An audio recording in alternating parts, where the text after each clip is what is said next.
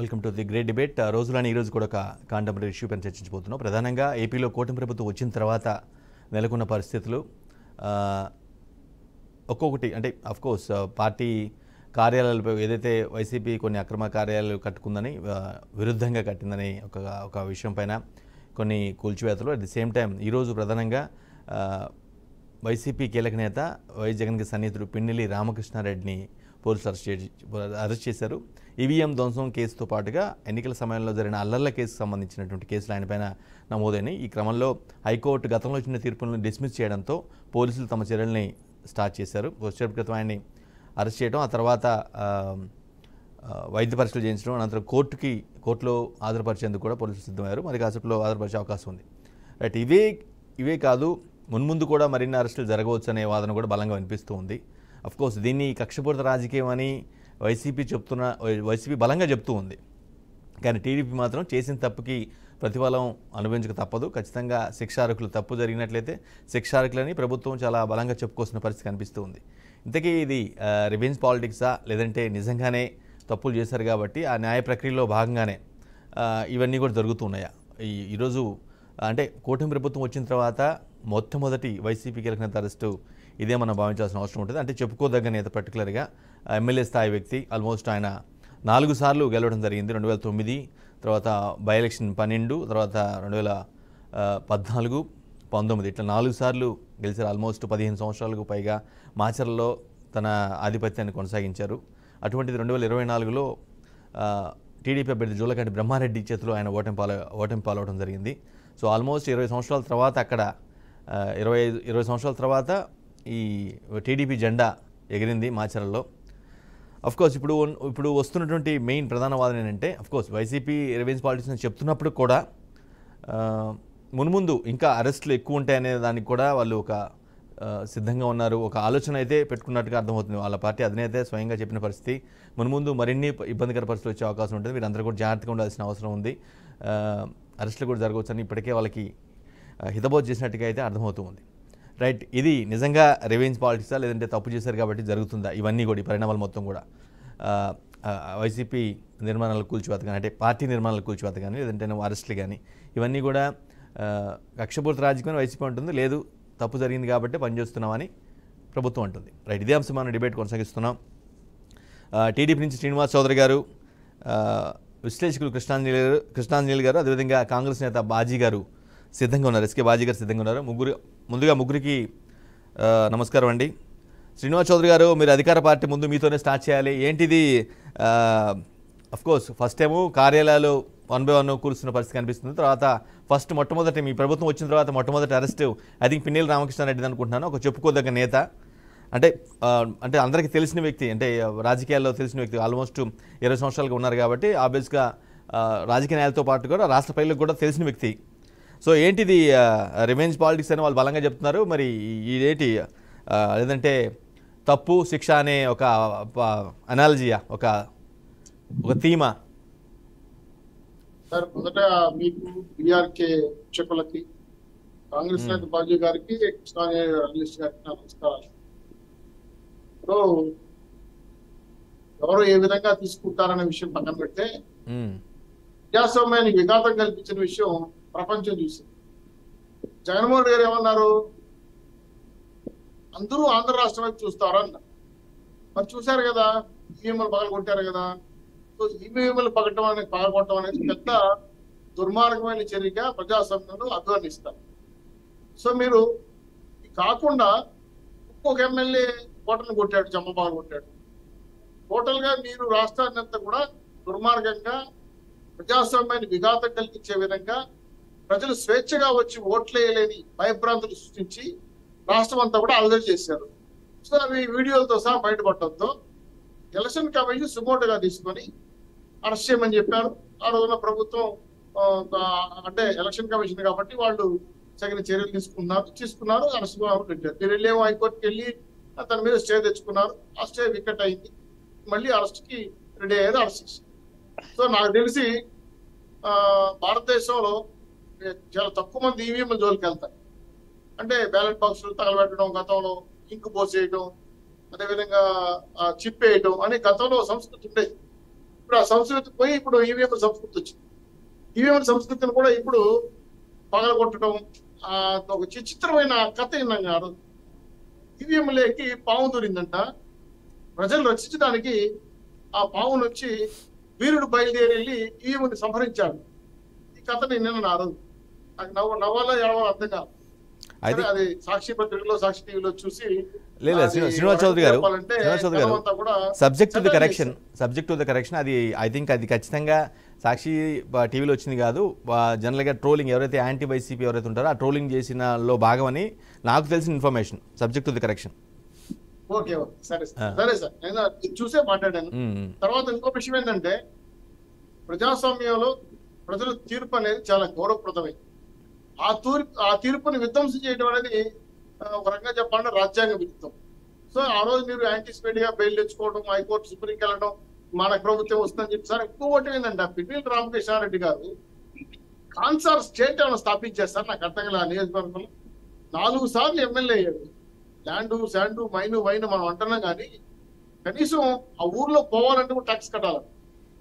ఆ ఊర్లో ఒక ఏమంటే మైన్ సంబంధించిన లారీ పోవాలన్నా, రైస్ బాయ్ లారీ పోవాలన్నా అక్కడ పిన్నెల్లి ట్యాక్స్ కట్టాలి. వాళ్ళ తమ్ముడు ఈయన కలిసి కొన్ని ఏరియాలుగా డివైడ్ చేసి పూర్తి స్థాయిలో లెక్కరు పక్కరాష్ట్రాలు తెప్పించి ఏర్లై పాలించాడు. టోటల్ గా కాన్సార్ స్టేట్ స్థాపించి దోచుకున్నారు, దాచుకున్నారు. ఈ మళ్ళీ అధికారం పోతే ఇవన్నీ బయట వస్తాయి, మన తాట తీస్తారు ప్రజలను భయపడి ఈ రోజు ఈవీఎంలు పాల్గొనడానికి ప్రయత్నం చేశారు. ఆ రోజున మా ఏజెంట్లు కూడా కొట్టాడని వెళ్ళడానికి. సో ఇవన్నీ కూడా ఏంటంటే వాళ్ళు చేసిన పాపాలు వాళ్ళకే చుట్టుకున్నాయి. ఆ పరిహాసమే ఈరోజు జైలు పాలు అవుతున్నారు. దీని మీద నాకు తెలిసి చాలా చక్కటి నిర్ణయం కోర్టు తీసుకుంది అనుకుంటున్నాను. ఇది చాలా ప్రజలకి ఊపిరి పీల్చుకునే అవసరం కూడా. ఎందుకంటే స్వేచ్ఛాయుతంగా ఓట్లు వేయలేకపోతే చాలా ప్రమాదం సార్ ప్రజాస్వామ్యం. ఈ విధంగా ఎమ్మెల్యేలు పోయి ఈవీఎంలు పగలగొట్టేది నేనెక్కడ చూడాల. కార్యకర్తలు ఆవేశంగా వెళ్ళేదో మాట్లాడతారు, కొట్లాడతారు చూశారు. కానీ ఎవరైతే పోటీదారుడు ఉన్నారో ఎమ్మెల్యే వ్యక్తి చేయటం అనేది చాలా దుర్మార్గం. తీవ్రంగా ప్రజాస్వామ్యం ఖండించారు. సో ప్రజాస్వామ్యంలో కోర్టులు, చట్టాలు సరైన నిర్ణయం తీసుకొని శిక్షేస్తాయని మేము భావిస్తున్నాం. ఇది కాకుండా ఇలాంటి అల్లర్లు రాష్ట్రంతో చేశారు. మా తిరుపతిలో, చంద్రగిరిలో ఒక చెవిరెడ్డి మనిషి కొడుకు నిలబడిన దానికి ఇక్కడ మా కార్లు, మా యొక్క వాహనాలు ధ్వంసం చేశారు. స్ట్రాంగ్ రూమ్ దగ్గర లేకుండా గొడవ చేశారు, సుత్తులతో పగలు కొట్టారు. కెమెరా ఉంది కూడా 6 సాక్ష్యాలు బయట పెట్టాం. నెల్లూరులో తెలుగుదేశం పార్టీ కోట్లు వేశారు, గర్భవతి తన్నారు. అదేవిధంగా అనంతపూర్ లో జేసీ దివాకర్ రెడ్డిని దాడి చేశారు. ఇట్లా రాష్ట్రం అంతా కూడా అల్లర్లు చేసి అల్లర్ల ద్వారా మేమేదో సాధిస్తాం, మేము గెలుస్తామనే మూఢనమ్మకంతో చేసిన ప్రయత్నాలు ప్రజలు తిప్పికొట్టారు. అదేవిధంగా చావుదప్పి కన్నులొట్టపోయి ఈరోజు నన్నేమి పీకలేరని చెప్పిన జగన్మోహన్ రెడ్డి గారికి 11 గంటలకు ఎత్తి మీద పెట్టి మీ దాన్ని పీకి పడేసి. సో ఈ వింత దుర్మార్గంగా జనం అంతా కూడా మేము అవసరం లేదు చెప్తే కూడా మళ్ళీ మాకు ప్రతిపక్ష హోదా ఇవ్వండి, మీ శాసనసభకు వస్తాము, ఇది జరిగింది అన్యాయం, ఎన్క్వైరీ చేయండి, ఈవీఎంలు టాంపరింగ్ చేశారు, జరిగింది ఎన్నికలు మామూలుగా లేవు, తప్పుడు మాట్లాడుతున్నారు. ప్రజలు మా ఓట్లు వేయలేదు, మాకు అవాతాతలు మాకు ఓట్లు వేయలేదు, మా బిడ్డ స్కీములు ఏమయ్యాయి, మా శాసనసభకు ప్రజలు ఏమయ్యారు చెప్తుంటే జనాలు కూడా ఏదో.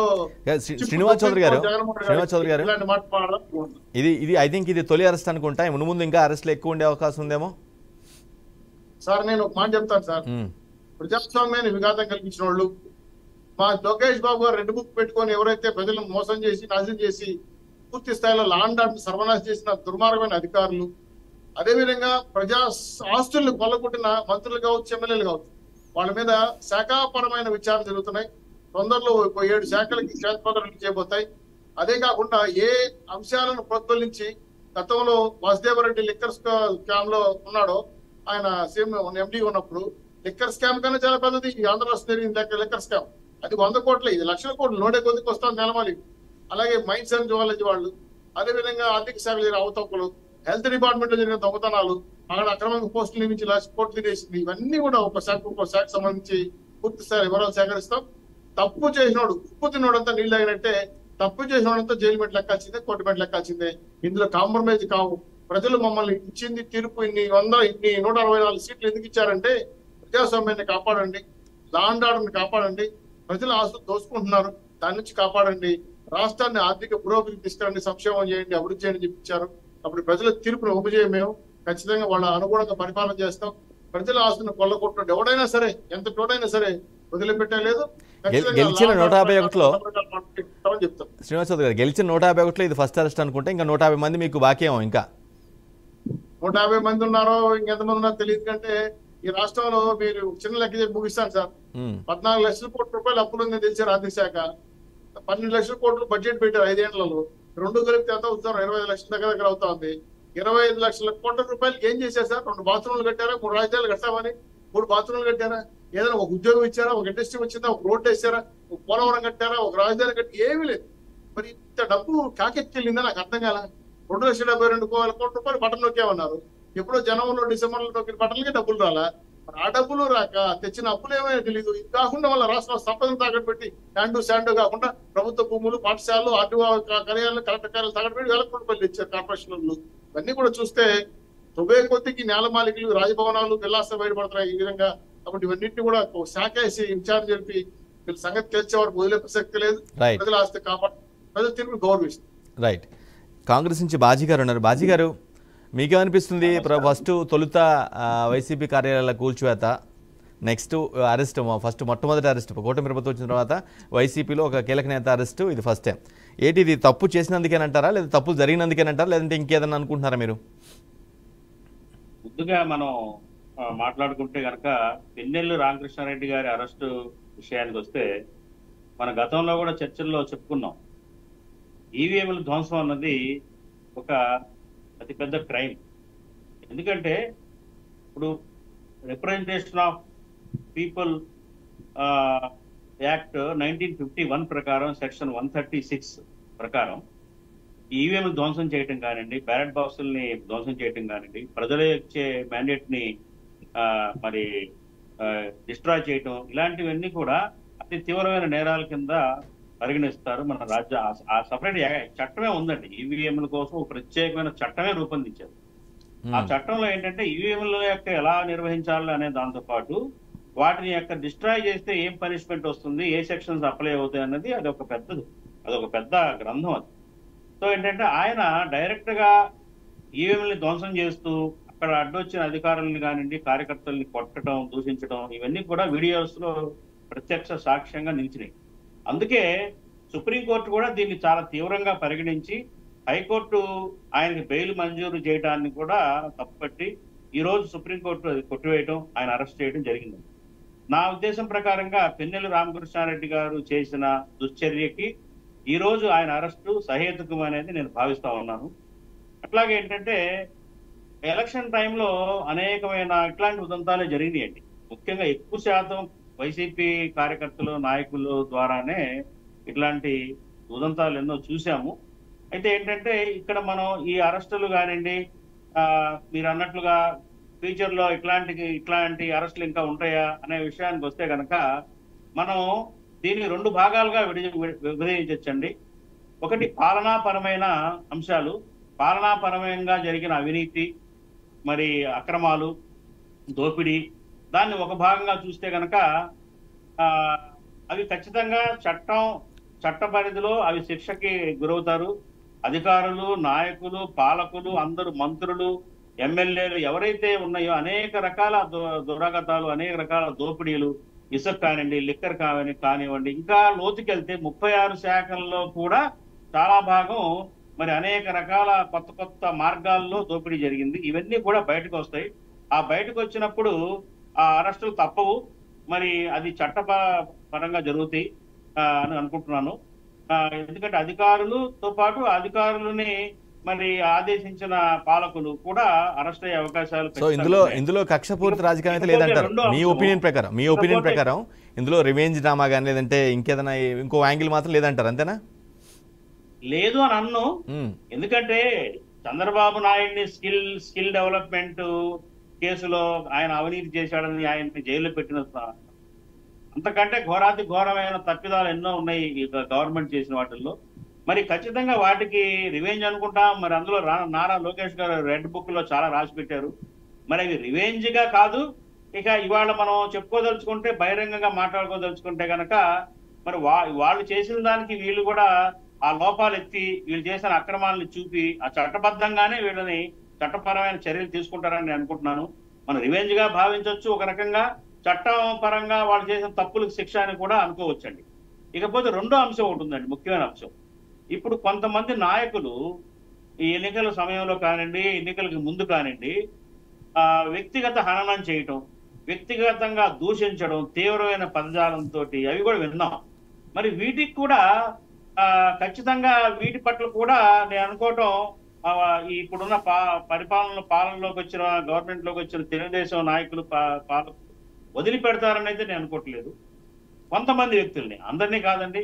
ఇప్పుడు మనం అనుకుంటే కనుక 175 కాన్స్టిట్యూన్సీలో పోటీ చేసిన అపోజిషన్ పార్టీలో ఉన్న వాళ్ళందరూ కూడా ఏదో రకంగా దూషణలకి తీవ్రమైన పదజాలను వాడిన వాళ్ళే. కాకపోతే కొంతమంది అయితే మరీ తీవ్రంగా మనం చూసాము. మన పేర్లు చెప్పుకోవడం భావ్యం కాదు. కానీ అలాంటి వారి పట్ల అయితే నేను అనుకుంటున్నాను ఖచ్చితంగా మరి రివెంజ్ ఉంటుంది అనే అనుకుంటా ఉన్నాను. అది ఆ రివెంజ్ని ఏ రకంగా ఉంటుంది, వాళ్ళ శాఖాపరంగా వాళ్ళు చేసిన తప్పుల్ని చూపి ఎతికి పట్టుకొని వాటి ద్వారా రివెంజ్ తీసుకుంటారా, ఇంకే రూపంగా రివెంజ్ తీసుకుంటారా అనేది మనం త్వరలో చూస్తాము. ఖచ్చితంగా ఇంకా అరెస్టులు ఉంటాయి అనుకుంటున్నాను. అట్లాగే రివెంజ్ పద్ధతుల్లోనే చేస్తారు అనుకుంటున్నాను. కాకపోతే ఇక్కడ నా అభిప్రాయం మాత్రం ఒకటి, ఇప్పుడు తెలుగుదేశం పార్టీ అధినేత చంద్రబాబు నాయుడు గారు ఎంతో 40 సంవత్సరాల పైగా అనుభవం ఉన్న వ్యక్తి. కాబట్టి ఏంటంటే వాళ్ళు ఏదో తప్పుడు దారిలో వెళ్ళి తప్పులు చేశారని చెప్పేసి మరి ఇప్పుడు మళ్ళీ ఆ రివెంజ్ ధోరణిలోనే పరిపాలన కొనసాగిస్తే ప్రజలు హర్షించరు అనేది నా ఉద్దేశం. కాబట్టి ఏంటంటే ఆ ధోరణితో వెళ్ళకుండా ఒక హుందాగా మరి పరిపాలనను కొనసాగించి ముందు రాష్ట్రాన్ని గాడిని పెట్టడం, రాష్ట్ర ఆర్థిక పరిస్థితులు చక్కబెట్టడం, అట్లాగే అభివృద్ధి వైపు దృష్టి పెట్టడం చేస్తే బాగుంటుంది. ఈ రివెంజ్ పాలిటిక్స్ వల్ల ప్రయోజనం ఏమీ లేదు. ఎందుకంటే ఆల్రెడీ ప్రజలు రివెంజ్ తీర్చుకున్నారు వైసీపీ నాయకుల మీద, వైసీపీ ప్రభుత్వం మీద, అధినేత మీద. ప్రజలు తీర్చుకున్నారు, నాయకులకు ఉంటుంది కదా బాజీ గారు. ప్రజలు తీర్చేసుకున్నారు, ఒకసారి ఓటేసి ప్రజలు తీర్చేసుకున్నారు. బట్ 5 ఏళ్ళు అనుభవించిన నాయకులకు ఉంటుంది కదా ఆ ఇంపాక్ట్. అదేనండి, ఆ నాయకులు కూడా ఏంటంటే అతి తీవ్రంగా వ్యవహరించిన వారిని అయితే వదలాల్సిన పని లేదు. కాకపోతే చిన్నవన్నీ కూడా పట్టించుకొని దాన్ని పెద్దగా ఇంపార్టెన్స్ ఇవ్వాల్సిన అవసరం లేదు.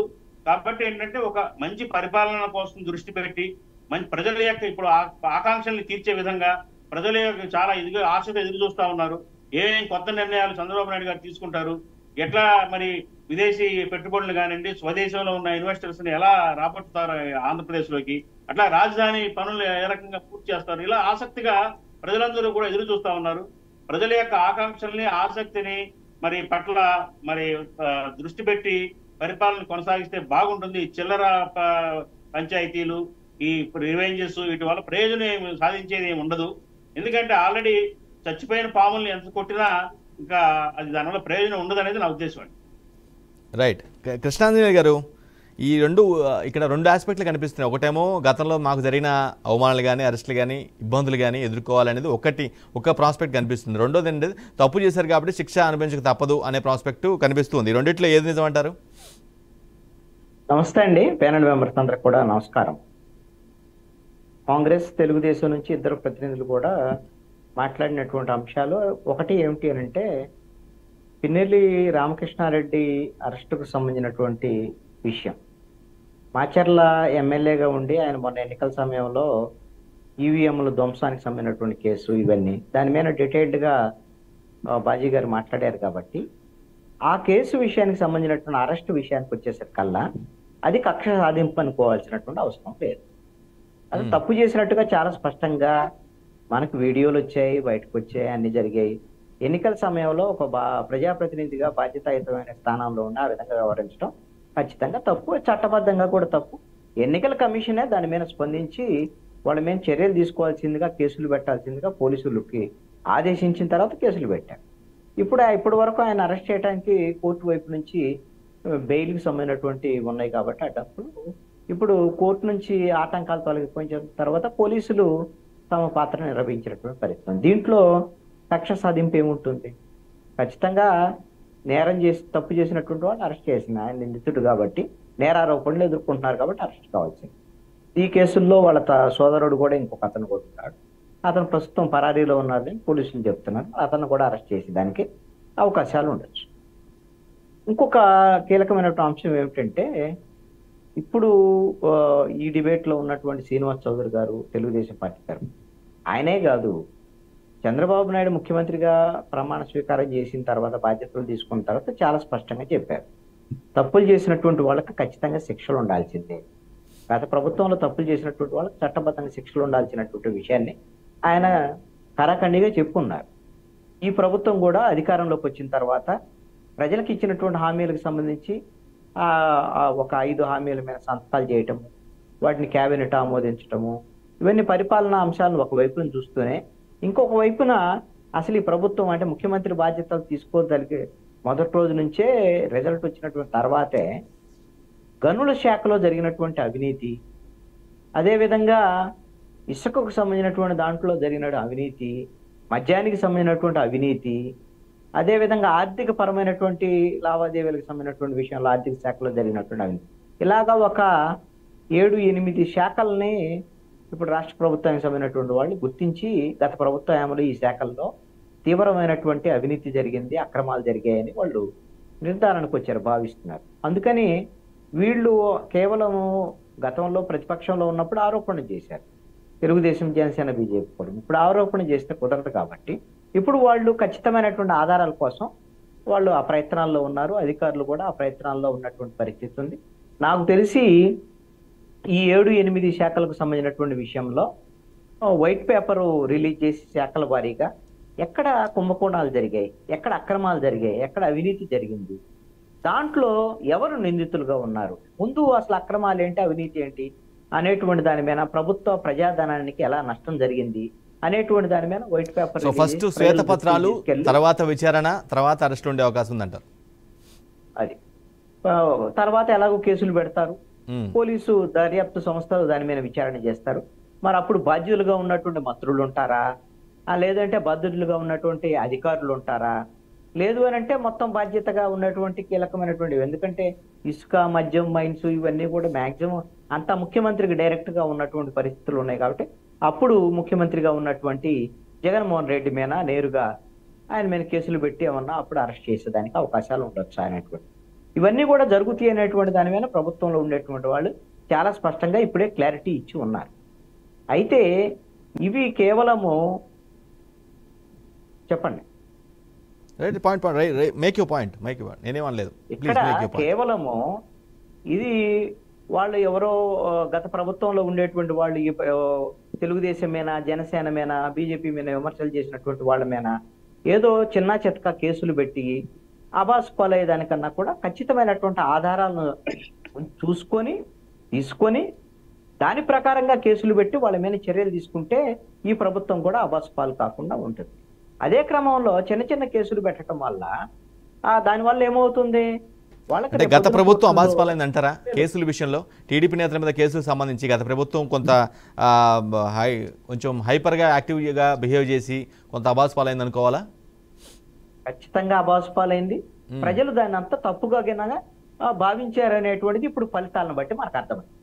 ఎందుకు అనంటే చంద్రబాబు నాయుడు పైన స్కిల్ కేసులో ఈ విషయాల్లో కానివ్వండి, పూర్తి స్థాయి ఆధారాలను సేకరించలేకపోయింది. పూర్తి స్థాయి అసలు దాంట్లో అవినీతి ఎంత జరిగింది, దాంట్లో ఇతను నేరుగా చంద్రబాబు నాయుడికి కానీ లేకపోతే తెలుగుదేశం పార్టీకి వచ్చినటువంటి డబ్బులేంటి, ఇవన్నిటిని తేల్చడంలో సిఐడి కానివ్వండి, ప్రభుత్వం కానివ్వండి కొంత విఫలమైంది అనేటువంటిది చాలా స్పష్టంగా బయట. అదేవిధంగా అచ్చెన్నాయుడు మీద పెట్టిన కేసులు, కొల్లు రవీంద్ర మీద పెట్టిన కేసులు, మద్యానికి సంబంధించినటువంటి ఇవన్నీ కూడా కక్ష సాధింపు కోసమే ప్రభుత్వం చేసింది అనేటువంటి ఒక సింపతి అనేటువంటిది తెలుగుదేశం పార్టీకి వచ్చింది. కక్ష సాధింపుకు పాల్పడ్డది అనేటువంటి దాని మీద వైఎస్ఆర్ కాంగ్రెస్ పార్టీ ప్రభుత్వం మీద ఉంది. అందుకనే ఫలితాలు అనేటువంటిది ఈ విధమైనటువంటి. ఇప్పుడు అదే తరహాలో వీళ్ళుగిన సిల్లీ కేసులు ఇప్పుడు మీరు గమనిస్తే కొన్ని సిల్లీ కేసులు పెడుతున్నారు. ఏమనంటే మీరు ఒక్కసారి గమనించండి, కొడాలి నాని ఉన్నాడు. కొడాలి నాని మొన్న కూడా చంద్రబాబు నాయుడు మీద ఏదో చంద్రబాబు నాయుడు ముఖ్యమంత్రి అయిన తర్వాత కూడా తీవ్రమైనటువంటి విమర్శలు కూడా చేస్తూ కూడా మాట్లాడారు. అయితే అదే కొడాలి నాని మీద ఆయన మంత్రిగా పనిచేశారు, సివిల్ సప్లైస్ మినిస్టర్ గా పనిచేసినటువంటి పరిస్థితి. అసలు రాష్ట్ర వ్యాప్తంగా ఉచిత బియ్యానికి సంబంధించినటువంటి విషయంలో పెద్ద కుంభకోణం ఉంది. అసలు ఉచిత బియ్యానికి సంబంధించినటువంటి విషయాలు ఏది తెలుగుదేశం, జనసేన, బీజేపీ వాళ్ళు వీళ్ళు ప్రతిపక్షంలో ఉన్నప్పుడు ఆరోపణ చేశారు. ఇప్పుడు ద్వారంపూడి చంద్రశేఖర్ రెడ్డి లాంటి వాళ్ళు ఇక్కడ ఉండేటువంటి బియ్యం మొత్తాన్ని దాన్ని రీసైక్లింగ్ చేసి దాన్ని సౌత్ ఆఫ్రికా వంటి దేశాలకి ఎక్స్పోర్ట్ చేశారు. కాకినాడ వంటి ఎయిర్పోర్ట్ల ద్వారా, మన పోర్టుల ద్వారా కానీ అటువంటి దాని మీద అనేకమైనటువంటి విమర్శలు చేసినటువంటి పరిస్థితి ఉంది. అలాంటి కొడాలి నాని మీద ఈ విధమైనటువంటి సివిల్ సప్లైస్ లో జరిగిన అక్రమాలు అన్యాయాలు వాటి మీద ఏమైనా సమాచారం సేకరించి ఆధారాలు సేకరించి కేసులు పెట్టి దాని మీద చర్యలు తీసుకుంటే ప్రజలు హర్షిస్తారు. ఏం పెట్టారు మొన్న కేసు? ఒక వాలంటీర్ కి సంబంధించినటువంటి విషయంలో వాలంటీర్ మమ్మల్ని ఫోర్స్ఫుల్ గా రాజీనామా చేయించారని బలవంతంగా. ఇప్పుడు వీళ్ళందరూ తెలుగుదేశం వాళ్ళు ఏం చెప్తున్నారు? వాలంటీర్లు ఎవరైతే రాజీనామాలు చేశారో వైఎస్ఆర్ కాంగ్రెస్ పార్టీ వాళ్ళ ఆఫీసులకు వెళ్ళండి, వాళ్ళని నిలదీయండి, వాళ్ళ మీద కేసులు పెట్టండి అని చెప్పి వీళ్ళు తెలుగుదేశం వాళ్ళు చెప్తున్నారు. పోనీ వాళ్ళు నిలదీసి ఇప్పటికి ఏమంది ఏదైతే అందిందో, ఇప్పటికి ఏ కేసు అయితే అందిందో, ఏ కేసు అయితే అందుబాటులో ఉందో ఆ కేసుని బేస్ చేసుకొని ఫైల్ చేసినట్టున్నారు సార్. తర్వాత వేరే పెద్ద వాటికి సంబంధించి చేసే దానికి ఏమైనా ఆధారాలు ఉంటాయా? కొడాలి నానికి సంబంధించినటువంటి ఆయన రాజీనామా చేయమని ఎక్కడైనా చెప్పినట్టు కానీ లేదా ఇంకోటి కానీ ఏం అరెస్ట్ చేస్తారు? దాంట్లో ఏం ఆయనకి ఏం శిక్ష పడింది? ఏం దానివల్ల అతనికి వచ్చే నష్టం ఎవరు? దానికి సింపతి వచ్చేదానికి అవకాశం ఉంటుంది. అంటే అది ఫాల్స్ కేసు అనుకోవాలా? ఫాల్స్ కేసు అనుకోవాలా ఏంటి? ఫాల్స్ కేసు లాంటిదే. ఎందుకోసమనంటే అక్కడ వాలంటీర్లు సాక్ష్యంగా ఉన్నారు కదా. వాలంటీర్లు ఎవరైతే రిజైన్ చేయబడ్డారో వారు ఆల్మోస్ట్ 10 నుంచి 15 మంది దాకా ఉన్నారు. లేదండి, మీరు ప్యాసివ్ వాయిస్ లో చెప్పకండి. రిజైన్ చేయబడలే, రిజైన్ చేశాడు వాలంటీర్ రిజైన్ చేశాడు. ఎవరో చేయమంటే చేశానని చెప్తే ఆయన నువ్వు ఎందుకు చేసావనేది చదువుకున్నవాడు వాలంటీర్. ఆయన స్వచ్ఛంద సేవకుడు పనిచేస్తున్నాడు, నీకు ఒక అవగాహన ఉంది. ఎన్నికలకు ముందు రాజీనామా చేసావు, నువ్వు వైఎస్ఆర్ కాంగ్రెస్ పార్టీలో పనిచేసావా లేదని వేరే అంశం. నువ్వే రాజీనామా చేసి నన్ను ఎవరో రాజీనామా చేయమన్నారని ఆయనకేనంటే దానికి ఏం ఆధారాలు చూపిస్తారంటే పోటీ చూపించారు, ఆయన పిలిచి నన్ను బెదిరించాడో లేదా కూడా దానికి ఏం శిక్ష పడితే ఏమది? దాన్ని అరెస్ట్ చేసేటువంటి కేసా కాదు కదా. కేసులు కొడాలి నాని మీద పెట్టడం వల్ల ఏపీలో కూటమి ప్రభుత్వ అధికారంలో వచ్చిన తర్వాత జరుగుతున్న పరిణామాలు, పర్టికులర్గా గవర్నమెంట్ ఫామ్ అయిన తర్వాత వైసీపీ కార్యాలయాలు ఏదైతే ఉన్నాయో వాటి అక్రమ నిర్మాణాలు అంటూ కూల్చివేత, నెక్స్ట్ అరెస్ట్, తొలి అరెస్ట్ పిన్నెల రామకృష్ణారెడ్డి, వైసీపీ చెందినటువంటి కీలక నేత పిన్నెల రామకృష్ణారెడ్డి అరెస్ట్ జరిగింది. రైట్, శ్రీనివాస్ చౌదరి గారు ఇక్కడ పాయింట్, కృష్ణాంజలి గారు చెప్పిన పాయింట్, ఫాల్స్ కేసెస్ కొంత బేస్లెస్ కేసెస్ పెడితే జనాలు అబాస్పాలవుతారు. ఏదైతే 2019-24 మధ్య వైసీపీ ఎదుర్కొందో సేమ్ అటువంటి పరిస్థితే మళ్ళీ టీడీపీ ఎదుర్కొనే అవకాశం ఉంది అనే పాయింట్ వ్యాలిడ్ పాయింట్ అనుకుంటున్నాను. మీరేమంటారు సార్? మొదట తెలుగుదేశం పార్టీ, ఎన్డీఏ కూటమి, జనసేన కావచ్చు, బీజేపీ కావచ్చు, మేము కక్షాధ్యం చర్యలు పోదలుచుకోలేదు, రివెంజ్ పాలిటిక్స్ చేయదలుచుకోలేదు. ఇలాంటి పనికిమాలని పని చేసి పిచ్చి తుగ్గులకు ముఖ్యమంత్రి జగన్మోహన్ రెడ్డి గారు ఈరోజు ఈ స్థాయికి వచ్చారు. మేము ప్రజలకి సార్, మీ పార్టీ అధినేత, మీ పార్టీ యువనేత, మీ పార్టీలో ఉన్న చాలా మంది కీలక నేతలు వడ్డీతో సహా చెల్లిస్తామని 100 సార్లు చెప్పేశారు సార్. రాజకీయ విమర్శలు చేస్తాం సార్, రాజకీయ విమర్శలు చేస్తాము. రైట్, కానీ మా పార్టీ నాయకులు, 3 పార్టీలు ఎన్డీఏ కుటుంబ నాయకులు కక్ష సాధింపు చర్యలు పోదలుచుకోలేదు. చట్ట ప్రకారం తప్పు చేసినోడు ఉప్పు తిన్నోడు నీళ్ళెట తాగుతాడో, తప్పు చేసినోడు ఖచ్చితంగా జైలుకు పోసి తెరాల్సిందే. అయితే వాలంటీర్లు రాజీనామా చేయమని చెప్పింది ఎమ్మెల్యేలు, ఎమ్మెల్సీలు. వాళ్ళు చెప్పారు కాబట్టి కంప్లైంట్ ఇచ్చారు. అది ఫాల్సా నిజమా కోర్టులో తేలుతుంది. మేము దాంట్లో ఎడగా తెచ్చుకోలేదు. అయితే కొడాలి నాని కావచ్చు, లేదంటే ఇతర శాఖ, ఆర్థిక శాఖ కావచ్చు, మైన్స్ శాఖ కావచ్చు, విద్యుత్ శాఖ కావచ్చు, ఎలక్ట్రిసిటీ శాఖ కాకుండా అదేంటి విద్యాశాఖ కావచ్చు, అనేక శాఖల్లో అభివృద్ధి జరిగాయి. ప్రైమరీగా ఒక 7 శాఖల్లో జరిగాయని చెప్పి దాని మీద మెయిన్ గా తీసుకుంటున్నాం. ఇవన్నీ కూడా చేతపదలు చేయబోతున్నాం. ఎవరిని కొడాలి కదా, వాడు అబ్బాయి చీచనాన్ని కూడా వదలరు. ఎందుకంటే ప్రజల ఆస్తి అది, ప్రజల ఆస్తిని కొలగొట్టడం ఎవరిని వదలవు. ఎందుకంటే కొడాలి నాని మీద మాకేమి వ్యక్తిగత ఖర్చులు లేవు, ఆయనే మాకు ఆస్తి భాగస్వామ్యం కూడా ఏమి లేవు. ఇక్కడ ప్రజల ఆస్తి మేము కాపాడాలి. ప్రజల ఆస్తిని దోచుకున్నారు. బియ్యం బొక్కాడా, రేషన్ షాపులు తిన్నాడా, అది పక్కన విషయం. రేపు ఖచ్చితంగా జరుగుతాయి. ఆయనే కాదు, ఇంకా చాలా మంది పెద్ద పెద్ద తలకాయలు ఉన్నాయి. వాటిని కూడా బయట తీయాల్సి ఉంది. అవి రివెంజ్ పాలిటిక్స్ కాదు, ఖజానాకి ఒక్కబెట్టి బొక్కేసిన డబ్బులు. కాబట్టి ప్రజల ఆస్తి కస్టోడియన్గా ఉండాలి, తిరిగి తీసుకొచ్చుకోవాలి, ఈ రాష్ట్ర అభివృద్ధి చేసుకోవాలి. కాబట్టి ఇందులో మొహమాటం ఏం లేదు. వాళ్ళు పొరపాటున కక్ష సాధింపు చర్యలు అనుకుంటే మాకు ఆయనకి ఆస్తగులు లేవు, గొడవలు లేవు. కాబట్టి అది అభివృద్ధి. చౌదరి గారు 2019-24 మధ్య కూడా ఇదే ప్రాస్పెక్ట్ వాళ్ళు కూడా ఆలోచించి ఆల్మోస్ట్ మీ పార్టీ అధినేతతో సహా కలుపుకొని ఆల్మోస్ట్ 25 నుంచి 30 మంది మీ నేతల మీద కేసులు పెట్టంగానే మేబీ తప్పు జరిగింది, అప్పుడు కూడా తప్పు జరిగింది కాబట్టి పెట్టారనుకోవాలా, లేదంటే అవి ఫాల్స్ కేసుగా మీరు ట్రీట్ చేస్తారా? సార్, రాజకీయాల్లో 2 రకాల కేసులు ఉంటాయి సార్. ప్రత్యర్థిని మడ్డు పెట్టాలని కుట్ర చేసి పెట్టే కేసులు వేరు, కావాలని. లేదు, వాళ్ళు తప్పులు చేసి ఉంటే నిరూపణ అయితే వచ్చే కేసులు వేరు. మా మీద ఎలాంటి కేసులు పెట్టారు? టీవీల్లో మాట్లాడితే కేసులు పెట్టారు, FB లో పోస్ట్ పెడితే అంటే ఫేస్బుక్ లో పోస్ట్ పెడితే కేసులు పెట్టారు. మా ఏదైనా ప్రశ్నిస్తే జైలు ఎత్తేసారు. 41 నోటీసులు ఇచ్చారు. అదేవిధంగా హౌస్ అరెస్ట్ చేశారు. ఒక రకంగా ప్రజాస్వామ్యాన్ని ఆర్టికల్ 20 తొక్కేశారు 2019. ఎందుకంటే వాక్ స్వాతంత్రం లేకుండా చేశారు. కొన్ని మీడియా సంస్థలు అయితే నిషేధించారు ఆంధ్ర రాష్ట్రంలో. అది స్పీకర్ మనం రిలీజ్ చేశారు. సో ఇంత దుర్మార్గమైన పరిపాలన ఏం చేయదలుచుకోలేదు. మేము ఫోర్త్ ఎస్టేట్కి గౌరవం ఇస్తాం. ప్రతి రాజకీయ పార్టీకి విలువలు అంత విలువ ఇస్తాం. ప్రజల హక్కులు కాపాడడం కోసం ఎవరైనా సొక్కా పట్టుకుని అడగమని చెప్పి ఖచ్చితంగా మాట్లాడతాం. మాకు 164 సీట్లు ఇచ్చింది మీ మీద పెత్తనం చేయడానికి కాదు, ప్రజలకు సేవ చేయమని చెప్పి ఒళ్ళు దగ్గర పెట్టుకుని పరిపాలన చేస్తాం. కానీ పిచ్చి పిచ్చి వైఎస్ఆర్సీపీ పిచ్చి పనులు మేము చేయదలుచుకోలేదు. ఇప్పుడు వంశీ ఉన్నాడు, కొడాల నాన్న ఉన్నాడు, రోజా గారు ఉన్నారు. చాలా మంది చాలా దుర్మార్గమైన భాష మాట్లాడారు. శాసనసభ కూడా చూడకుండా మా ప్రతిపక్ష నాయకులు సవాళ్ళు ఇసిరారు. అనేక రకమైన బూతులు మాట్లాడారు. ఇప్పటికి కూడా మేము ఏమైనా మాట్లాడామా? మా లోకేష్ గారు కూడా రెడ్ బుక్ రాసుకున్నారు. రెడ్ బుక్ లో కూడా ఎవరైతే దోషుకున్నారో వాళ్ళకి చట్ట ప్రకారం చర్య తీసుకోమన్నాం. కానీ మేము వెళ్ళి కొట్టడం, వ్యక్తిగత దాడులు చేయడం లేదు కదా. వాళ్ళు ఇంకా ఈ రోజు కూడా మా కార్యకర్తలు దాడి చేస్తాం, మీరు ఓట్లేశారు కూటమి కండి. సో ఇంత దుర్మార్గంగా ఉన్న ఈ ప్రభుత్వాన్ని ఓలగొట్టారు కాబట్టి వచ్చిన ఈ ప్రజాస్వామ్య ప్రభుత్వాన్ని ప్రజల హక్కుల్ని ఆశల్ని కాపాడబోతున్నాం. అలాగే లాండ్ ఆర్డర్ సక్రమైన పద్ధతులు పెట్టుకోవాలి. ఒకప్పుడు పోలీసులను పూర్తిగా చౌదరి గారు నిజానికి ఎవరు అధికారంలో వచ్చినా సరే ఇవే వ్యాఖ్యలు చెప్తారు. మేము కక్షపూరిత రాజకీయాలకు వ్యతిరేకం, మేము అటువంటి చేయము, మేము యాక్చువల్గా ఉన్నది చెప్తాం, లేదంటే తప్పు చేసినా శిక్షిస్తాం అని అంటారు. బట్ యాక్చువల్ గ్రౌండ్లో రియల్ గ్రౌండ్లో వాళ్ళు అదే చెప్పారు. 2019, 2024 మధ్య వాళ్ళు అదే చెప్పారు. ఇప్పుడు 24 నుంచి స్టార్ట్ అయిన మీ పార్టీ నేతలు కూడా సేమ్ చెప్తున్నారు.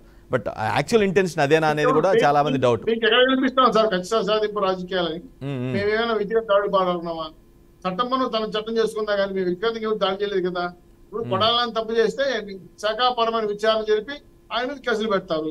వాలంటీర్లు కేసు పెట్టి నిలుస్తాయని నిలవని వాళ్ళకి వాలంటీర్ల మధ్య అంటే వాలంటీర్లే వాళ్ళ కార్యకర్తలు కాబట్టి వాళ్ళు సర్దుకుంటారు, రాజీ పెడతారు, కేసులు పెడతారు, వాళ్ళ ఇష్టం అది. కాబట్టి మేము శాఖాపరమైన విడుదల చెప్పే శ్వేతపత్రాల్లో మాత్రం ఎంక్వైరీ ఉంటుంది. IASలు ఉన్నా, IPSలు ఉన్నా, మాజీ మంత్రులు ఉన్నా, ఎమ్మెల్యేలు ఉన్నా ఖచ్చితంగా శాఖాపరమైన విచారణ ఎదుర్కొంటారు, చట్టపరమైన చర్యలు తీసుకుంటాం. అందరూ కాంప్రమైజే కావు. ఇది ఖచ్చితంగా చర్యలు ఎదుర్కొంటుంది. మేము ఏదైనా దౌర్జన్యంగానో దుర్మార్గంగానో చట్టానికి అతీతంగా మా చట్టాన్ని చర్యలు తీసుకొని గొడవ పెడితే మాత్రం తప్పది. ఆ దశగా మేము పోదలుచుకోలేదు. జనసేన, తెలుగుదేశం పార్టీ, BJP 3 పార్టీల కూటమి మేము ఎక్కడా కూడా ఖచ్చితంగా చేయదలుచుకోలేదు. వీటిగా దాడుకు తెలవు. వాళ్ళు అన్ని దుర్మార్గమైన మాట కూడా మేము మాట్లాడము. ఎందుకంటే ప్రజలు చూస్తున్నారు సార్, మనిషి సంభాషణ ఏ విధంగా ఉంటుంది, పార్టీ నాయకులు ఏ విధంగా మాట్లాడతారు చూస్తారు. కాబట్టి ఆ విలువలను కాపాడుతామని మీద హామీ ఇస్తాం. కాకపోతే బాధ కలిగించే అంశం ఏంటంటే ఇప్పుడు కూడా జగన్మోహన్ రెడ్డి గారు మా మీద అనేక రకమైన విమర్శలు, ఇంకా ప్రారంభ దశలోనే ఉన్నాం, కార్యక్రమాలే మొదలు పెట్టాల, ఇంకా శాఖపరమైన మంత్రులు చర్య తీసుకోవాలా, అప్పుడే మాకు దోషం జరిగిపోయింది, అన్నీ జరిగిపోయింది మాట్లాడుతుంటే కొంత బాధ కలుగుతా ఉంది.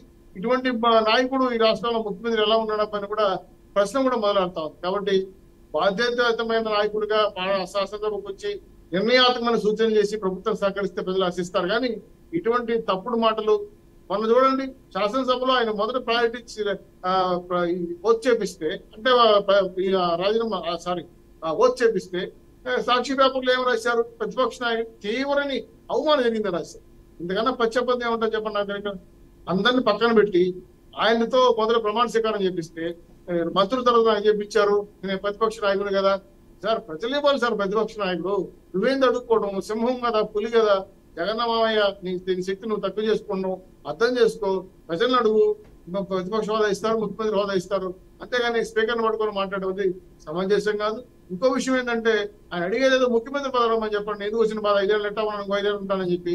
ఇలాంటి ఎర్రి బాగులోడు ముఖ్యమంత్రి అయిన తర్వాత చట్టాలు తెలియకుండా, చట్ట పరిస్థితులు తెలియకుండా, ప్రజా తీర్పును గౌరవించకుండా పరిపాలన చేసిన ముఖ్యమంత్రి గారికి ప్రజలు గుర్తు చెప్పారు. కాబట్టి ఇంకైనా నేర్చుకోండి, పరిపాలించండి, ప్రజలు మన్నన పొందండి. కానీ ఇటువంటి తప్పుడు వాదనలు, తప్పుడు విధానాలు ప్రజలకు తీసుకెళ్ళొద్దండి.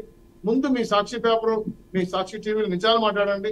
ఏదో బ్లూ మీడియా పెట్టుకున్నాం అని చెప్పి ఏదో పెట్టేది మాట్లాడండి, కరెక్ట్ కాదు.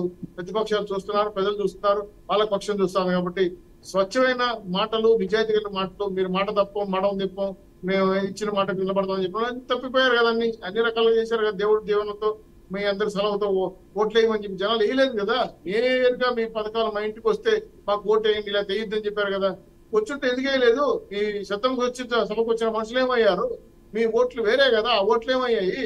ఇవన్నీ కూడా చూస్తే ఒకసారి తగ్గించుకోవాలి, వాళ్ళు విమర్శించుకోవాలి, ఏదైతే ఓడిపోవడానికి కారణాలు అన్వేషించుకోవాలి.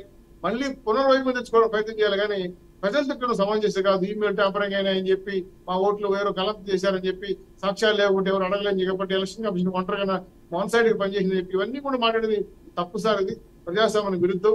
అందుకే పిన్నెల్లి గారు ఈవీఎంలు పాల్గొంటారు కాబట్టి ప్రజాస్వామ్యం విమర్శించే విధంగా ప్రజాస్వామ్యం ధ్వంసం చేసే విధంగా బిహేవ్ చేశారు కాబట్టి అరెస్ట్కెళ్ళాడు. మళ్ళీ జగన్మోహన్ రెడ్డి అదే తప్పులు చేస్తే ప్రజలు మళ్ళా నిన్న 11 సీట్లు కూడా లేకుండా కింద కూర్చొని పెడతారు. విషయాన్ని హెచ్చరిస్తున్నాం. ఇది సమంజసమైన డిస్కస్ కాదు కాబట్టి మరొకసారి ఆలోచించండి జగన్మోహన్ రెడ్డి గారు మీ ద్వారా విమర్శిస్తాం. రైట్. సో బాజీ గారు, జనరల్గా ఏ ప్రభుత్వం అయినా సరే కోర్స్ అది వైసీపీ కావచ్చు, టీడీపీ కావచ్చు, బట్ చెప్పడం మాత్రం ఖచ్చితంగా మాకు ఇవి రివెంజ్ చేయాలని లేదు, మేము ఏదైతే జరిగిందో తప్పు జరిగిందో దాన్ని ఏలు చూపెడతాం, విచారణ జరిపి అరెస్ట్ చేస్తాం అనేది ప్రతి వీళ్ళే కాదు, టీడీపీ కాదు, కూటమి గవర్నమెంట్ కాదు, ఇంతకుముందు వైసీపీ కావచ్చు, అంతకుముందు కాంగ్రెస్ కావచ్చు, ఈ విషయం అయితే ఖచ్చితంగా చెప్తారు, పైకి అయితే ఖచ్చితంగా చెప్తారు. బట్ దీని బ్యాక్గ్రౌండ్, దీని ఆంతర్యం యాక్చువల్గా కూడా అదే ఉంటుందంటారా? ఏదైనా ఇంకేదైనా ఇంటెన్షన్ వేరేది ఉంటుందా? యువర్ రైట్ అండి. ఇప్పుడు అధికారంలోకి వచ్చిన తర్వాత మాకు ఇప్పుడు మేము కక్ష సాధింపు చర్యలు చేయము, మేము చాలా హుందాగా ఉంటామని చెప్తున్నారు. కానీ ఆచరణలో అలా ఏమి ఉండదండి. ఆచరణలో ఖచ్చితంగా మరి అప్పటి వరకు పరిపాలించిన గత ప్రభుత్వాల యొక్క తప్పులు తీస్తారు బయటికి, నాయకుల యొక్క తప్పులు తీస్తారు, వాళ్ళ మీద కేసులు పెడతారు. ఇదంతా కూడా ఇందాకే నేను చెప్పాను, కక్ష సాధింపు కూడా ఉంటుందండి, లేకుండా ఉండదు. అది కక్ష సాధింపు కాదు అని చెప్పుకుంటే అది నమ్మే పరిస్థితి కాదు. కక్ష సాధింపుతోనే ఉంటుంది. అలాగే ఆ కక్షను ఎలా సాధింపు చేస్తారంటే వాళ్ళు చేసిన గతంలో చేసిన చట్టపరమైన అవకతవకలే ఉన్నాయి, చట్టం దృష్టిలో తప్పుగా శిక్ష పడే అవకాశాలు ఉన్న తప్పులు ఏం చేశారు, నేరాలు ఏం చేశారు, ఆర్థిక పరమైన అంశాలు కానివ్వండి, ఇవి వేరే రకమైన అంశాలు, చట్ట ఉల్లంఘనలు కానివ్వండి, ఇవన్నీ కూడా పరిగణలోకి తీసుకుని వాటి మీదే కేసు బిల్డ్ చేసి తీసుకుంటారండి. అది సహజంగానే జరుగుతుంది. చెప్పే మాటలు వేరు, జరిగేది వేరే. ఉదాహరణకి ఇప్పుడు మీరు ఈ డిబేట్ లో పెట్టిన ఒక అజెండాలో ముఖ్యమైన అంశం ఏంటంటే, మరి తెలుగుదేశం పార్టీ ప్రభుత్వం అధికారంలోకి వచ్చి రాగానే మరి వైఎస్ఆర్ కాంగ్రెస్ పార్టీ ఆఫీసులని కూలగొట్టడం స్టార్ట్ అయింది. మరి గతంలో జగన్మోహన్ రెడ్డి గారు అధికారంలోకి వచ్చి రాగానే ప్రజావేదికని కూలగొట్టాడు. ఇప్పుడు అదే పంథాలో మరి ఈ పార్టీ ఆఫీసులు కట్టబడుతున్నాయో, అండర్ కన్స్ట్రక్షన్ ఉన్నాయో అవి కూల్చేస్తున్నారు. ఇది కూడా తప్పుడు సంకేతాలు అవుతాయండి. ప్రజల్లో ఏమిటంటే వచ్చి రాగానే అపోజిషన్ పార్టీలో ఉన్న వాళ్ళ మీద వాళ్ళ కట్టడాలు కూలుస్తున్నారని, కక్ష సాధింపు చేస్తున్నారని మెసేజే వెళ్తుంది తప్పించి అక్రమ కట్టడం కాబట్టి కూల్చేస్తున్నారు. ఆ సెన్స్ పోదా జనాల్లోకి? అది పోదా? అదే ఆ పాయింట్ గా వస్తున్నానండి. అక్రమ కట్టడాలా సక్రమ కట్టడాలా అనేది ప్రూవ్ చేయాల్సిన అవసరం ఉంది. దాని అంత ఇమ్మీడియట్ గా అవ్వదండి. వాళ్ళు లీజుకు తీసుకున్నారా ఆ స్థలము, పర్మిషన్స్ తీసుకున్నారా, ప్లాన్ కరెక్ట్ గా ఉందా లేదా, ఇవన్నీ కూడా పరిశీలించి చట్టపరంగా ఏదన్నా వాటి మీద చర్యలు తీసుకోవాలి, లేదా పెనాల్టీలు వేయొచ్చు. అట్లాగే వాటికి ఇంకో రకమైన మార్గాలు ఉన్నాయండి. కూలగొట్టడం అన్నది లేదా వాటిని స్వాధీనం చేసుకుని ప్రజా వినియోగం కోసం చేయొచ్చు తప్ప, కూలగొట్టే పరంపర కనుక కొనసాగుతా ఉంటే గతంలో జగన్మోహన్ రెడ్డి గారి చర్యలకిను ఇప్పుడు చర్యలకి కూడా తేడా ఏముందండి? ఇదే మెసేజ్ ప్రజల్లో వెళ్తుందండి. కక్ష సాధింపుగానే తీసుకుంటారు ప్రజలు, కక్ష సాధింపుగానే తీసుకుంటారండి ప్రజలు, అది ఏ రకంగా చేసినా. కాబట్టి నా అభిప్రాయం ఏంటంటే, అవి సక్రమంగా కట్టారా, అక్రమంగా కట్టారా, దాని ప్లాన్లు ఉన్నాయా, భూమి లీజుకి తీసుకున్నారా, కొన్నారా, ఏంటి, వీటన్నిటి మీద ప్రూవ్ చేసిన తర్వాత ఒపీనియన్ మారుతుందా బాజీ గారు? ఒకవేళ వాళ్ళు ప్రూవ్ చేస్తే ఆ కట్టడానికి సంబంధించి ప్రూవ్ చేసిన తర్వాత జనాల ఒపీనియన్ మారుతుందా? ఒపీనియన్ మారుతుందా? ఏంటంటే అది కూడా వైఎస్ఆర్సీపీ ఆఫీసులు కడుతున్నారు, ఏ ఆఫీసులు కూల్చలేదు. కూల్చింది ఒక బకింగ్హామ్ పిల్లల పక్కన Tadepalli guest house central office. ఈ విషయం తెలియకుండా ప్రజలు రాంగ్ మెసేజ్ వెళ్ళకూడదు. అది బకింగ్హామ్ కెనాల్ 19 ఎకరాలు ఉంది, 9 ఎకరాలు కాలువ బారుతుంది, 5 ఎకరాలు సీడెడ్ యాక్సెస్ రోడ్డుకి ఇచ్చారు, 2 ఎకరాలు పార్టీ ఆఫీస్ తీసుకున్నారు. గతంలో ఇరిగేషన్ శాఖ ఇవ్వనని ఇది ఆర్బీఐ శాఖకి ఇస్తారంటే ఇవ్వనని అడ్డుపెట్టింది. ఆ తర్వాత వేరే ఎంఆర్ఓతో మాట్లాడి తప్పుడు పత్రాలు సృష్టించారు. ఇది కాకుండా మళ్ళీ నీటిపారుదల శాఖతో వేరే రకాల అధికారితో మారిస్తే సిఎస్ నారాయణ రెడ్డి గారు అనుకుంటా ఆయన నేను అనుమతి ఇవ్వనని ఖచ్చితంగా చెప్తే మళ్ళీ తహసీల్దార్కి కలెక్టర్ తెలియకుండా తహసీల్దార్ పట్టం తీసుకున్నారు. అనుమతి లేకుండా బిల్డింగ్ కట్టారు. అది పూర్తిగా సీడ్ యాక్సెస్ రోడ్డుకి అడ్డంగా ఉంది. ఇది పూర్తిగా సిఆర్డి సర్కిల్లో ఉన్న భూమి. సిఆర్డికి ప్రత్యేక అధికారాలు ఉంటాయి. జీవో నెంబర్ 114 ప్రకారం నోటీస్ ఇచ్చి కూలగొట్టొచ్చు, ఆ సర్వాధికారం వాళ్ళకు ఉన్నాయి. అలాగే జీవో నెంబర్ 115 ప్రకారం 3 ఏళ్ళు శిక్ష, అదేవిధంగా నేలపైన పరిణామం ఉంటది. సో సిఆర్డి పరిధిలో ఉండే భూములు కాబట్టి దాన్ని ఆ ప్లానింగ్ బిలో ఉన్న భూములు కాబట్టి వాళ్ళు పుట్టగొట్టే అధికారులు కొట్టేశారు. ఇంకా రిమైనింగ్ 26 జిల్లాల్లో కట్టే ప్యాలెస్ ఉన్నాయి కదా, బహుశా కాంగ్రెస్ వాళ్ళు 100 ఏళ్ళ అధికారులు వాళ్ళు గట్ల, మేము 40 ఏళ్ళు మేము గట్ల, బీజేపీ వాళ్ళు గట్ల. ఈ ప్యాలెస్లకు ఇచ్చేది నాకు తెలియదు. సరే చివరికి ఈ ప్యాలెస్లు ఎక్కడున్నాయంటే గవర్నమెంట్ భూములు, ఎండోమెంట్ భూములు, రాజుల భూములు, ప్రైవేటు వ్యక్తుల ఆక్రమణ, ఆవా భూములు, ఇట్లాంటి కొండపరుగు భూములు ఆక్రమించేసి అది కూడా సెంట్రలైజ్ ఆఫ్ 900 కోట్ల విలువైన భూములు 42 ఎకరాలు. రామ్కి అధినేత అయోధ్య రామరెడ్డి వాళ్ళ ఎంపీ. మీ పార్టీ ఆఫీస్ గురించి కూడా శ్రీనివాస్ చౌదరి గారు మీ పార్టీ ఆఫీసుల గురించి కూడా మీ పార్టీకి చెందిన కొన్ని ఆఫీసుల గురించి పర్టికులర్ గా ఈవెన్ మంగళగిరిలో ఉన్న కేంద్ర కార్యాలయం గురించి కూడా కొంత సర్క్యులేట్ అవుతుంది. వైసీపీ వాళ్ళు కొంత సర్క్యులేట్ చేస్తున్నారు. అక్రమంగా లీజులు తీసుకున్నారు, అతి తక్కువ లీజులు తీసుకున్నారు. ఒక్క నిమిషం సార్, ప్లాన్ పేజీ మా పార్టీ ఆఫీసులు ఉన్నాయి. మీ అక్కడ అనుమతులు లేకుండా బినామీ భూములు ఆక్రమించి కట్ల. పవన్ కళ్యాణ్ గారు కొనుక్కొని కట్టుకున్నాడు. అదేవిధంగా మీ జగన్మోహన్ గారు కొనుక్కొని కట్టుకోండి, విరాళాలు తీసుకు కట్టుకోండి. అంతే కదా, మీకు అధికారం ఉందని చెప్పి జీవోలు ఇచ్చేసి అడ్డమైన భూములు 100 కోట్ల రూపాయలు ఆక్రమించుకొని విల్లాస్ కట్టాలని జనం ఒప్పుకోరు. ఇంకో విషయం, ప్రజాప్రస్థానం అనేది ప్రజల ఆస్తి, ప్రజల సంపద, ప్రజల డబ్బులు. ఇదేంది ఇది? ప్రైవేట్ వ్యక్తి, ప్రైవేట్ పార్టీ, ప్రైవేట్ గవర్నమెంట్ భూములు, ఇవి ఖచ్చితంగా పోలుస్తారు. ప్రభుత్వ ఆస్తి ధ్వంసం చేస్తే ప్రజల ఆస్తి ధ్వంసం లెక్క. ఇది ప్రైవేట్ ఆస్తి, ఇది ప్రభుత్వ భూములు దొంగిలించారు కాబట్టి దీన్ని కూలగొడతారు. ఇంక రిమైనింగ్ 26 ఉన్నాయి కదా మన ఆఫీసులు కూడా, వీటిని కూడా కూలగొట్టకపోతే మళ్ళీ ఇంకో ప్రభుత్వం వస్తే జీవోలు తీసుకుంటూ మాట్లాడతారు. మేము సజెషన్ చేసాం, అయ్యా 26 జిల్లాలు విభజించారు, ఎక్కడ కలెక్టర్ ఆఫీస్ సొంతంగా లేదు, తీసుకోండి ప్రభుత్వం వాడుకోండి అని సజెషన్ చేసాం. ఆ దిశ కూడా అడుగులేస్తున్నారు. సిఆర్డి మాత్రం ఎట్టి పరిస్థితులు ఒప్పుకోదు. అది సిఆర్డి లిమిట్స్ లో ఉంది కాబట్టి వాళ్ళు కూలగొడతారు. ఎందుకంటే సిటీ యాక్షన్ రోడ్ ఉంది పూర్తిగా కనుక్కొని చెప్పాలి. కానీ సో అక్రమం అయితే మిగతా జిల్లాలో ఉన్న పార్టీ ఆఫీసులు అక్రమం అయితే కోల్చకుండా వాటిని యూజ్ చేస్తా అంటారు ప్రభుత్వానికి, అంతేనా? ప్రభుత్వ కార్యాలయాలుగా వాడుకుంటాం. రైట్, బాజీ గారు. ఇదేనండి ఇప్పుడు నేనేం చెప్తున్నానంటే, ఇప్పుడు ప్రభుత్వంలో అధికారంలోకి వచ్చి రాగానే ఇటువంటి చర్యలు చేపట్టడం వల్ల ప్రజల్లో తప్పుడు సంకేతాలు వెళ్తాయని చెప్తున్నాను. అవి అలా అని చెప్పేసి అవి సక్రమంగా ఉన్నాయా లేదా అక్రమంగా ఉన్నాయా అనే దాని మీద ప్రూవ్ చేయాల్సిన అవసరం ఉంది అంటున్నాను.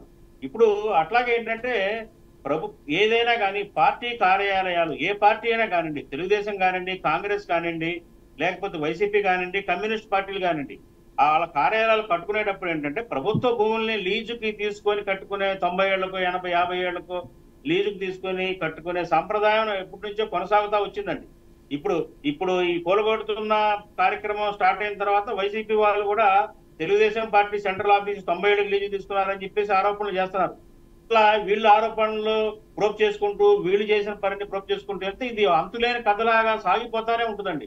నేనేం చెప్తున్నానంటే, ఇటువంటి చర్యలు ప్రజల్లో కొత్తగా వచ్చిన ప్రభుత్వం మీద కూడా ఒక తప్పుడు సంకేతాలు వెళ్తే ప్రజల్లో రాంగ్ మెసేజ్ వెళ్తుంది, వీళ్ళు కూడా కక్ష సాధింపు చేస్తున్నారని మెసేజ్ వెళ్తుంది అని చెప్తున్నాను. అట్లా ఇప్పుడు ఇందాక తెలుగుదేశం మిత్రులు చెప్పినట్టుగా ఒకవేళ సిడి యాక్సెస్ రోడ్డుకి అడ్డంగా అక్రమంగా కట్టిన అట్లాంటి నిర్మాణాలు ఉంటే తప్పకుండా వాటిని డిమాలిష్ చేయాల్సిందే. దానికి ఎవరో తప్పుపట్టే కాదండి. కాకపోతే ఏంటంటే రూరల్ ఏరియాస్ లో జిల్లాల్లో ఉన్న దాదాపు వాళ్ళ అలిగేషన్ ఏంటి, 7 ఆఫీసులు 7 జిల్లాల్లో ఉన్న వైసీపీ కార్యాలయాలు అండర్ కన్స్ట్రక్షన్ ఉన్న దాన్ని కూలగొడుతున్నారు అని చెప్పేసి వాళ్ళు అలిగేషన్ చేసి కోర్టుకు వెళ్ళారు. హైకోర్టు కూడా స్టేటస్ కో ఇచ్చింది. రేపు దానికి ఏదో వస్తుంది, దాని మీద చర్చలు అట్లాగే వాదోపవాదాలు కోర్టులో జరగనున్నాయి. నేనేం చెప్తానంటే, ఈ డిబేట్ లో మనం ప్రధాన అంశంగా మీరు చెప్పారు కక్ష సాధింపుగా ఉంది అంటే, ఇలాంటివి కూడా కక్ష సాధింపుగానే పరిగణించబడతాయి. కొంత సంయమనం పాటించాల్సిన అవసరం అధికార పార్టీకి కూడా ఉంది. అది నా ఉద్దేశం. రైట్. కృష్ణాంజలి గారు ఉన్నారా? రైట్. బాజీ గారు, నేనేమంటానంటే అఫ్కోర్స్ ఈ కక్ష సాధింపు ధోరణిలో ఉండకూడదు, చర్యలు ఏవైనా సరే ఆ కైండ్లో ఉండకూడదు, ఆ సెన్స్ వచ్చేలా బిహేవ్ చేయకూడదని మీరు చెప్తున్నారు. నిజానికి ఒకవేళ అది అక్రమం అయి ఉండొచ్చు, అక్రమ అడ్డమే అయి ఉండొచ్చు, అలా జరిగితే ప్రభుత్వం యాక్ట్ చేయాల్సిన అవసరం ఉంది కదా, ఖచ్చితంగా యాక్ట్ చేయాలి, డెమోలిష్ చేయాలి, అవసరమైతే డెమోలిష్ చేయాలి. అదే చెప్తున్నాను, యాక్ట్ చేయాలండి, ఖచ్చితంగా యాక్ట్ చేయాలి. అది ఏ రకంగా అక్రమంగా కట్టారు, ప్లాన్ డీవియేషన్ ఉందా, లేకపోతే సైట్ టైటిల్ డీవియేషన్ ఉందా, లేకపోతే ఇంకేదన్నా డీవియేషన్ జరిగినాయా అనేది ప్రోబ్ చేసిన తర్వాత తగిన నిర్ణయం తీసుకుంటే బాగుంటుంది. ప్రభుత్వం వచ్చి రాగానే డిమాలిష్ చేయటము లేకపోతే వాటి మీద పడటం అనేది కరెక్ట్ కాదని నా ఉద్దేశం.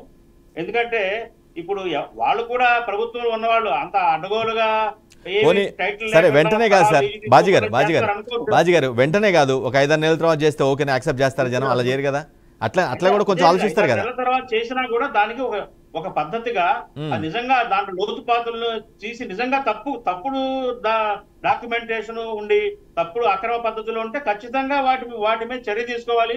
ఇప్పుడు సాధారణంగా పౌరులు ఉన్నారండి, ఇల్లు కట్టుకుంటా ఉంటారు, ఒక అక్రమంగా ఒక అంతస్తు ఎక్కువ కట్టారు, వాళ్ళు పెనాల్టీలు వేసి తర్వాత దాన్ని సక్రమంగా కొంత జరిమానా చెల్లించుకొని లీగలైజ్ చేస్తున్నాయి కూడా చూస్తున్నాం మనం. అలా చేసి ప్రభుత్వ ప్రయోజనాల కోసం వాడుకోవచ్చు, లేకపోతే దాన్ని మామూలుగా వదిలేయచ్చు కూడా. అట్లాంటి వాటికి కూడా వెళ్ళి అట్లాంటివి కూడా చేయటం వల్ల ప్రజలు తీవ్రంగా దాన్ని కక్ష సాధింపుగానే తీసుకుంటారు. ప్రజలకు ఇంత లోతుగా తెలుగుదేశం మిత్రుడు చెప్పినట్టుగా అంత చట్టబద్ధంగా అంత లోతుగా అంత విశ్లేషణ పూర్వకంగా ప్రజలు ఆలోచించరండి.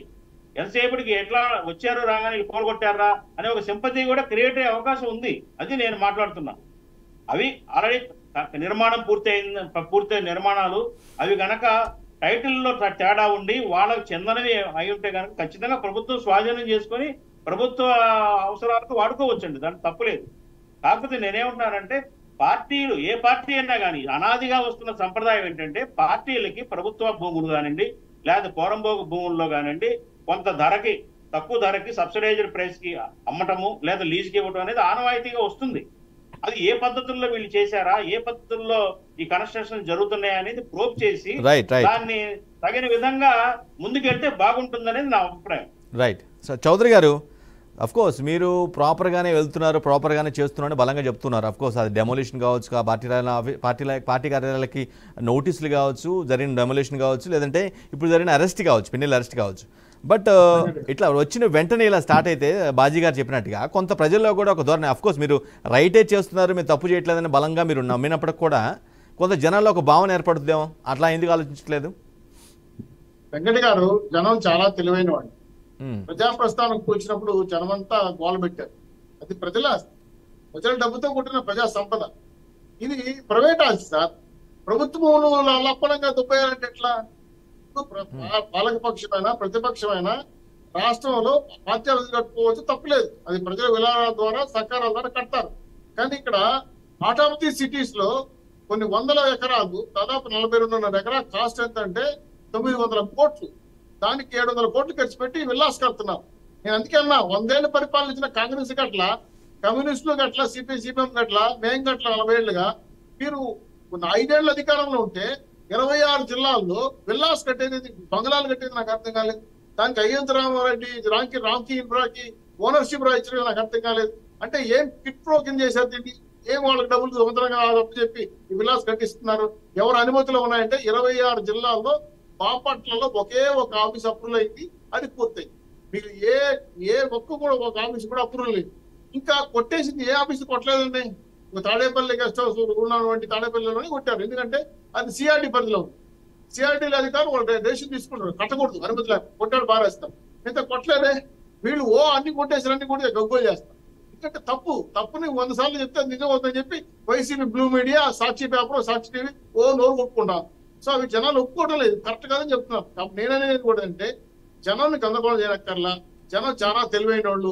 ఇన్ని 100 కోట్లు ఖర్చు పెట్టి ఆఫీసులు కడుతున్నారని ఎంత దొబ్బేసే జనం దగ్గర వాళ్ళు కూడా ఆలోచిస్తారు. కాబట్టి ప్రతిపక్షాలుగా అధికార పక్షాలుగా మనం జనాన్ని గగ్గోలు పెట్టాల్సిన అవసరం లేదు, కన్విన్స్ చేయనక్కర్లేదు. చౌదరి గారు కూడా పాల్గొంటాం, మేము వాడుకోవాలనుకుంటున్నాం. సిఆర్డి పరిధిలో ఉన్న భవనాలు మాత్రం వాళ్ళు అనుమతి లేదు కాబట్టి కొట్టేశారు. వాళ్ళకి సర్వాధికారాలు ఉన్నాయి, చట్టం ఇచ్చింది ఆ విధంగా, వాళ్ళ ఆపలే మనం.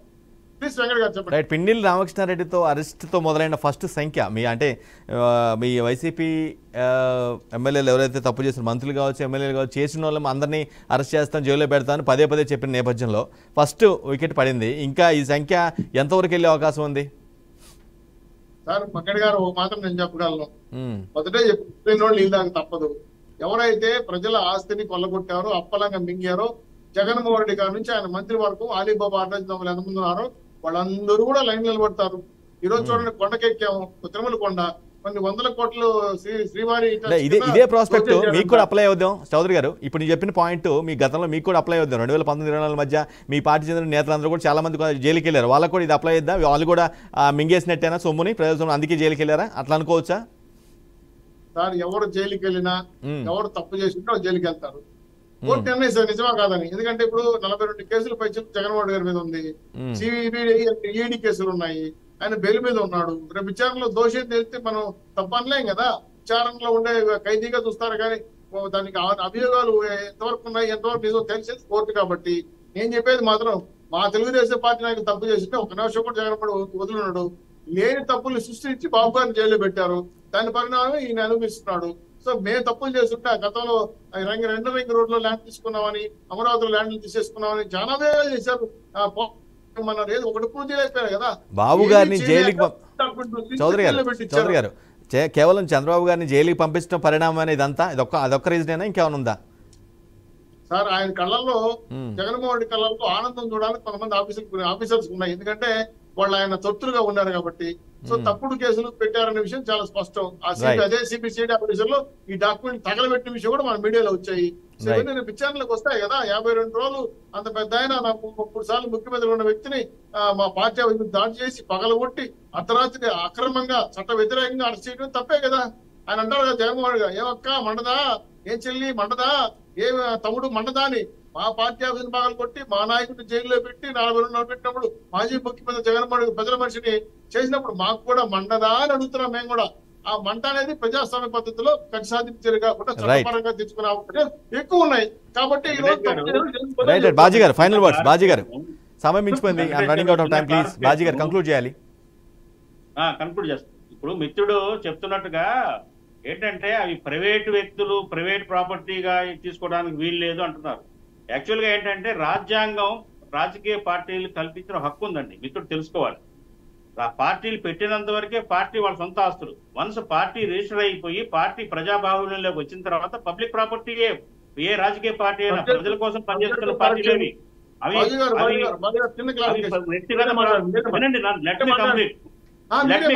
మధ్యలో రావద్దండి గురుగారు, మధ్యలో రావద్దు. నన్ను పూర్తి చేయండి, నన్ను పూర్తి చేయండి.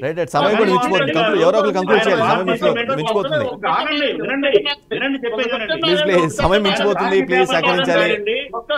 కంక్లూడింగ్ ఇట్ బాజీ గారు అండ్ చౌదరి గారు బాజీ గారు రిక్వెస్టింగ్ యూ బోత్. సమయం మించిపోతుంది. ఆయన కంక్లూడ్ చేస్తున్నారు. Thank you so much Chowdary గారు. Thank you so much Baji గారు.